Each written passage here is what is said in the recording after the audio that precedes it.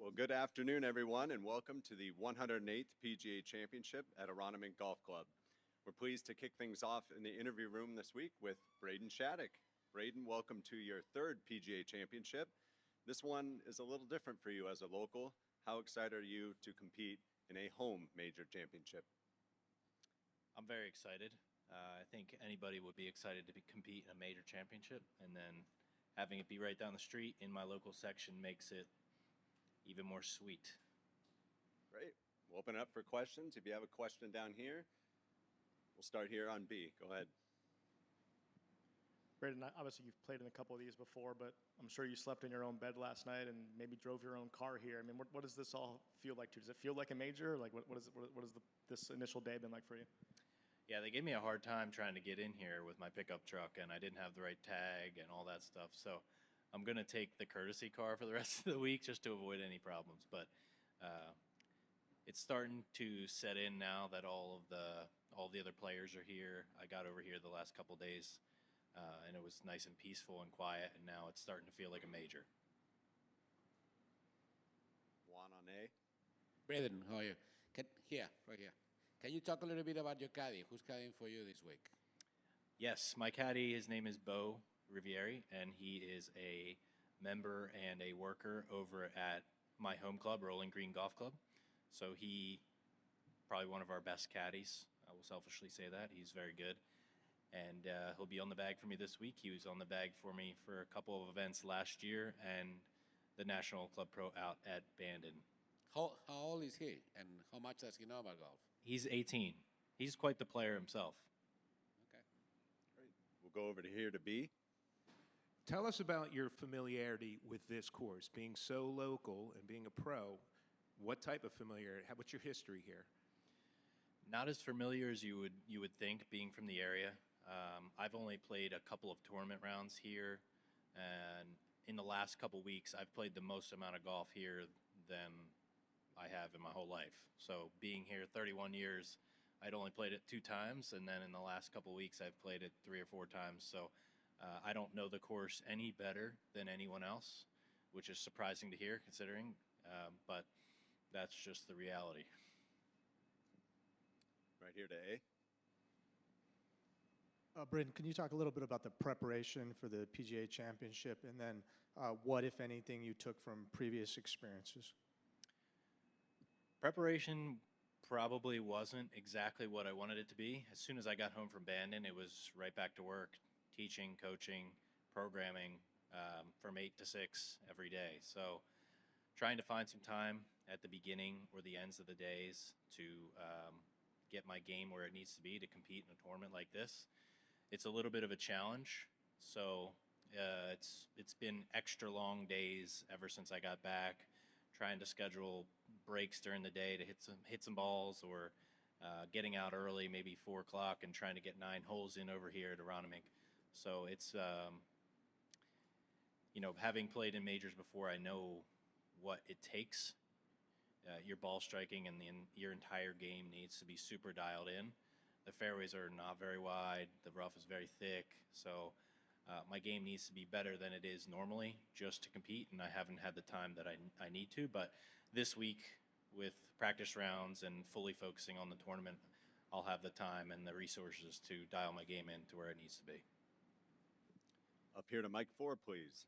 Yes, as you said, you're not very familiar with the course, but this is a home area for you. Do you have a lot of friends, family support coming out for you through the week? And how do you think that'll help you play as you take on the course? Yeah, I will have a lot of family and a lot of friends coming out. I'm really excited. I spent about 2 hours last night trying to send tickets out to family and friends and getting email addresses, and it's been, I'm like my own manager, so it's been a lot, but it's really exciting to have some extended family coming to this event that normally they don't watch or play golf. My in-laws, they're not sports people either, and they've never even been to a golf course, let alone a golf tournament or a major championship. So to see their faces this week when they come in on Friday, and I can't wait to see how overwhelmed and shell-shocked they really are. Mike B. Braden, probably after you had your car accident a couple years ago, I'm sure you probably didn't imagine you'd be playing in a major a couple years later, teeing it up at a Delco's major at Aronimink. I mean, have you thought about what Thursday might feel like for you? Yeah, it's gonna be very special. I mean, there was a lot of build up to this tournament. I knew this was coming here for many years, and each year that goes by, we get a little closer. Everybody asks me, "Hey, do you think you're gonna qualify?" And I think it adds a little bit of extra pressure. So to be able to get a tee time on Thursday is really, it's almost like a weight off of my shoulders. Right here, Jim on A. Braden, did you put extra pressure on yourself out at Bandon Dunes for the tournament? If so, what were your moods like round 380, and how satisfying was the way you finished? Yeah, thank you for reminding me that 80. Yeah, that was great. I did put a little bit of extra pressure on myself that week. It meant a lot, and like I mentioned, there was a lot of build up to it. So it's hard to manage the emotions on and off the golf course. I find it a lot easier on the course when you go home for the day and you just kind of have to sit with whatever just happened that day, like shooting an 80. It makes the evening and the nighttime a little bit more difficult than normal. So managing those emotions and just accepting the outcome was probably the most difficult thing I've had to do.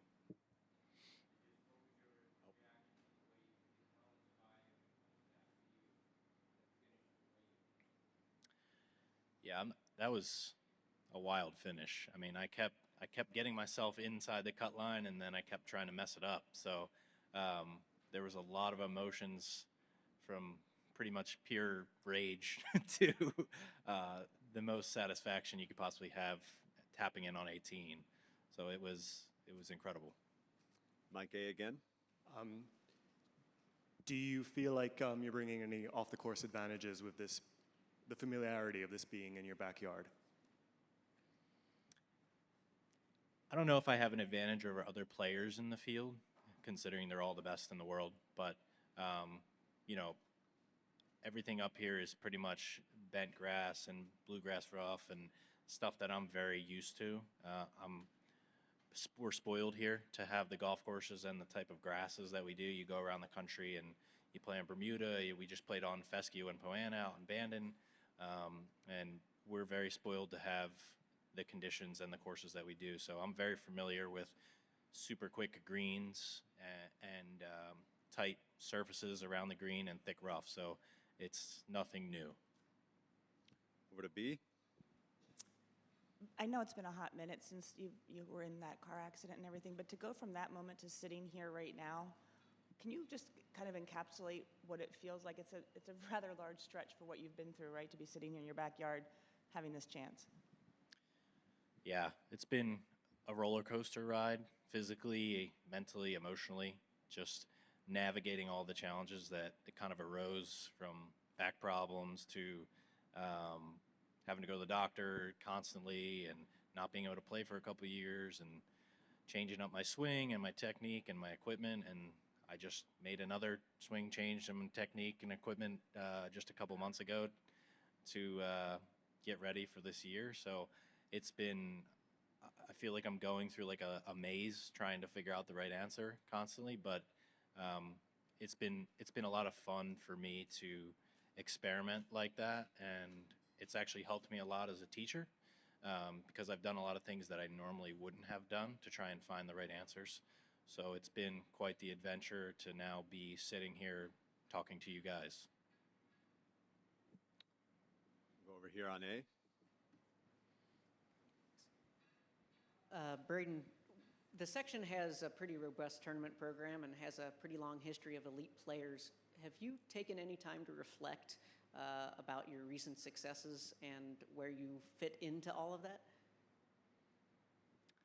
I have not spent that time. I've had people mention it to me, and I just try to ignore it and put my head down and keep improving. And wherever that leaves me when my golf career is over, maybe I'll reflect then when I'm old and retired.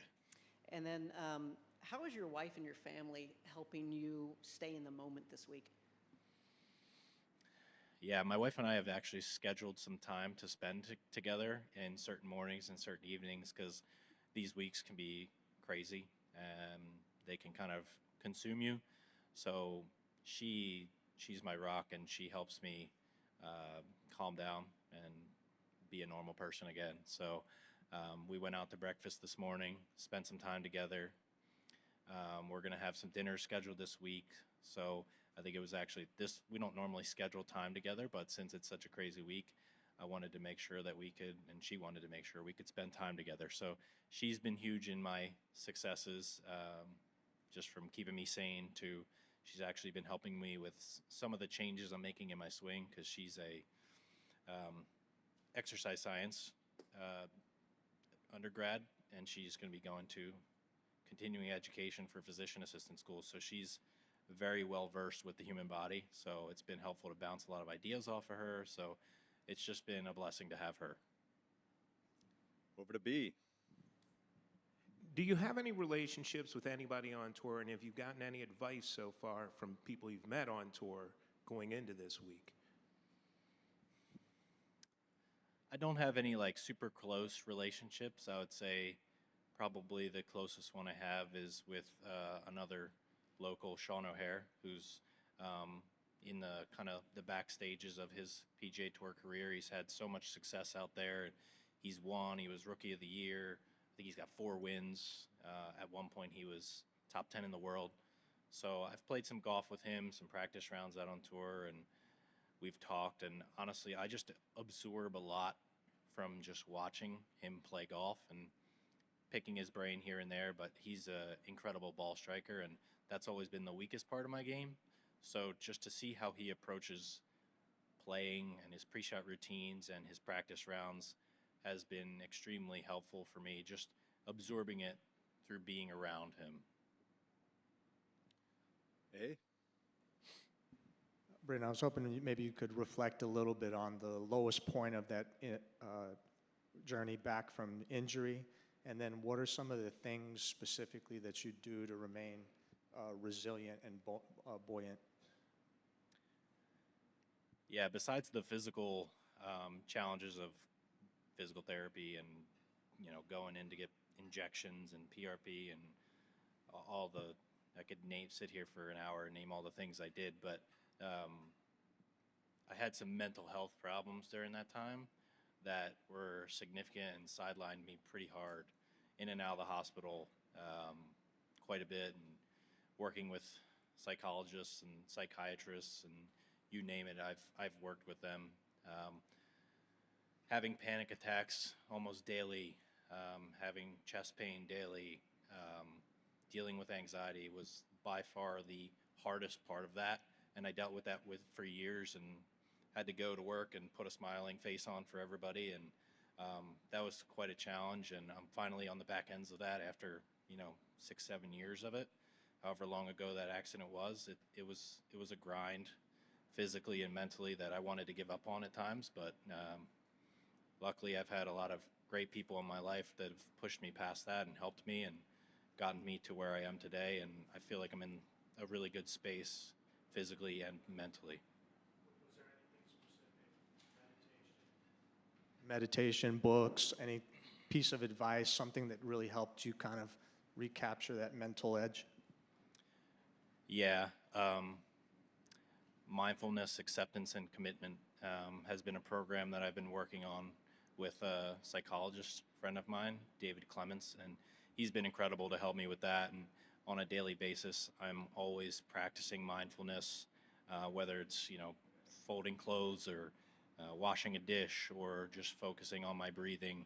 I use like biofeedback machines that help me keep track of my heart rate and my respiratory rate and help me to relax. So practicing those multiple times a day for 20 to 30 minutes, I got really good at bringing my heart rate down, which inadvertently helped me out here on the golf course when you have a nerve-wracking shot and I wear one of these that tracks my heart rate, so I could see like, oh, my heart rate's 140 and I'm about to try and hit this putt. I better step over here and take a few deep breaths and be mindful of how I'm feeling. And I got so good at it from trying to help my anxiety that it actually helped me with my golf game. I could bring my heart rate from 140 to 80 in just 10 seconds. So like all of those struggles have helped me with that, but meditation and mindfulness have been really, really key in helping me kind of get past all that stuff. Any other questions for Braden? All right. Thanks for your time, Braden. Good luck this week. Thank you.